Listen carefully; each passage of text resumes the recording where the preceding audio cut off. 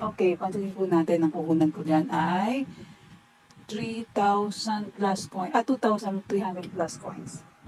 Click natin. Pansinin nyo yung green button sa kanan, naka-stop, i-click ko para umandar. Ibig sabihin po nakalock. Okay, tapos tignan nyo po, 10 po ang ating bala. Gagawin ko 50 yung bala natin. Ayaw, yun. O, yan. Pagkatapos po, ang ating targetin, yung maliliit munang isda. Bakit? Kasi gusto natin magparami ng coins, di ba? Gusto natin manalo tayo. So, pa isa-isang pindot, ifo-focus nyo po yung isda. I-click nyo yung isda na gusto nyong barilin. Kasi nakalock yan. So, pag click nyo, yun yung babarilin ng inyong baril. Yung sa taas nang gagaling. Pagka po ang isda medyo matagal bago mamatay, mga ilang seconds ayaw pa, iwasan nyo na lang. Okay. Hindi ko binabaril yung malaking pupusit na yan. Kasi mahirap yan patayin agad-agad. Konti lang yung bala natin. Nakikita nyo naglalaro ng sa 1K, 2K, bababa pa yan mamaya. Pero mapapataas pa natin yan. Ganyan lang po yung simpleng technique ko na ginagawa ko. Share ko sa inyo para po kahit pa paano, meron kayong makitang guide, di ba? Kanya-kanya kasing technique yan. Baka sakaling mag-work din sa inyo to.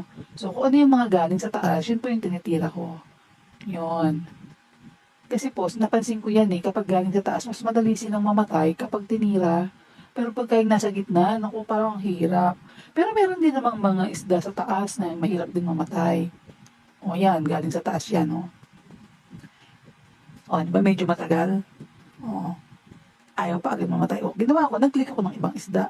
Hindi ko hahayaan na maubos yung coins ko sa kanya. Diba? So, hayaan nyo lang muna yung mga malalaking pusit na yan dun sa malalaking pondo. Kasi hindi pa natin kayang makisabay sa kanila. Ano ba motibo natin? Magparami ng coins. Yung coins ko, less than 1K na lang kanina. Yan, less than 1K. Tingnan natin kung mapapataas pa natin yan. Sa ganitong simpleng technique lang. Basta maliliit lang na isda, yung madaling mapatay na magdadagdag ng coins sa atin. Ayan po. Yan, o, diba? Yung mga maliliit na madaling tirahin. Lalo na yung mga patumba na. Yan. Yan po yung madaling tirahin. Yung mga patumba. Yan, nakatuwan. Pababa siya, di ba? Yan. Kahit po pataas, try nyo din. Kasi minsan, nabaril na siya ng iba, pero hindi naman namatay kahit pataas siya. Pero sabi ko nga, pag matagal na ayaw pang mamatay, huwag nyo na munang pagtyagaan yun. Lipat kayo sa ibang isda. Ito 400 plus, 300 plus yung coins ko. Bumababa, bumababa. Diba? Ganun talaga. Minsan, mas mapalad. Minsan naman ay hindi. Diba? Yan, o. 700 plus, o. Extension na kayo sa daliri ko, medyo malaki. Kasi hindi siya ma-screen recording eh. Nung in-screen record ko siya, black lang ang lumabas. Naririnig lang yung boses ko, pero walang makikita sa screen. So, ayan, tide. Nakita niyo, umangat ulit yung coins ko. 1,200 plus na. O, antayin natin lumabas yung mga isda. Ayan. Tinignan nyo, tinanggal ko yung green. Hindi na umiikot yung green button dun sa kanan. Tapos manual akong bumabal dun sa mga isda. Okay, manual. Pagka ayaw, lilipat ako. Yan, lipat. Pag ayaw, lipat. Pwede mong i-lock para mas madali. Pero usually, kapag nasa tight akong ganyan, tinatanggal ko yung lock. Tinanggal ko ulit yung lock. Manual ako ulit titira.